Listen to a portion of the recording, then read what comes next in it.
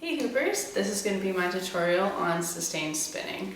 I get a lot of people asking me, how do you not get dizzy? How do you keep from running into things or throwing up or whatever? And I thought there is a lot of different tips and things like that that can help you on your way to incorporating sustained spinning into your flow.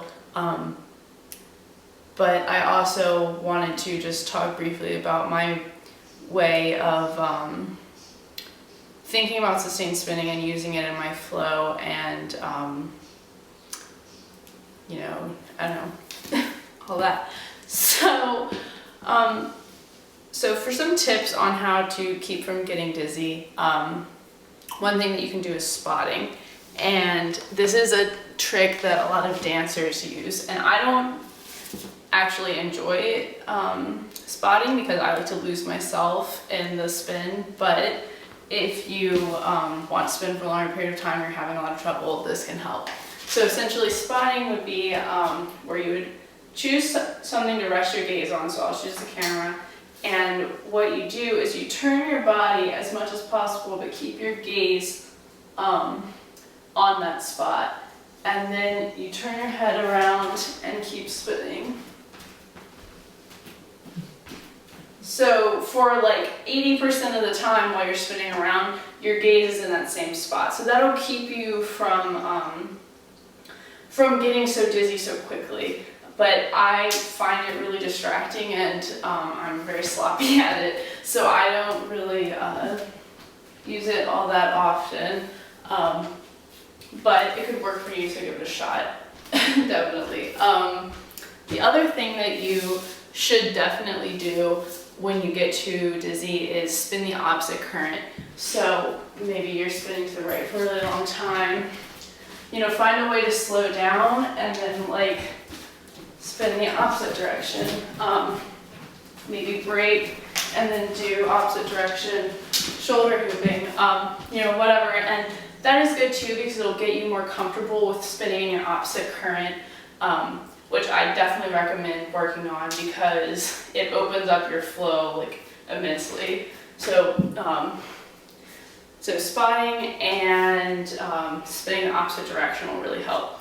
So for me, with sustained spinning, I personally like to fall into that dizzy feeling and to just surrender to it, because if you are spinning for a really long time and you try to fight it, you notice yourself getting more dizzy. You kind of have to just let that feeling come over you and then just really feel the connection with your hoop and your body and the movement and music and whatever you're doing.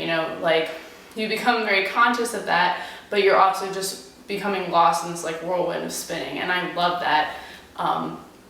But to become comfortable with that takes a lot of time, and what I used to do actually would be just to spin with or without my hoop for as long as I could. And this is something that I did for I worked on really hard for about a month, where I would just see how long I could go before I just absolutely couldn't handle it anymore. Then I would spin the opposite direction until I wasn't dizzy, because you know how it is when you're stopping and you're dizzy and the whole world is just turning still. So yeah, what you really want to do is push yourself, and what you're going to find is that you have to let yourself succumb to that dizziness and to just let it happen and go and feel that crazy dizzy feeling, but just at the same time, allow yourself to open up, stretch with your hoop and feel it, and it can really be such a release. I mean, you're out of breath. It this is a great workout. It can be a great stretch too, and it's also I think, mentally, emotionally, spiritually healing when you can just release all of that, because it's just it's all all these stresses and whatever just gone at the end. It's like a meditation. It's really I think a really powerful thing to incorporate into your flow.